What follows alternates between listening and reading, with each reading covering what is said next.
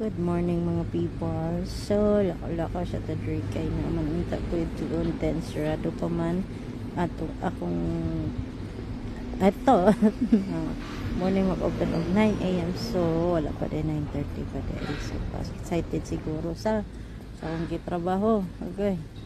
So, kaya na po ko 30 minutes. Ito tambay sa dati ito sa trabaho.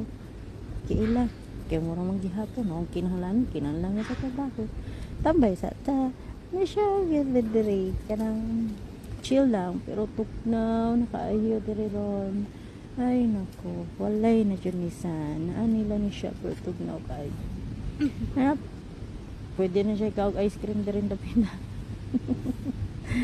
pero na jud ni siya kuwaras ang tagay. Good morning everyone. Good morning from Master Inday. Thank you for watching.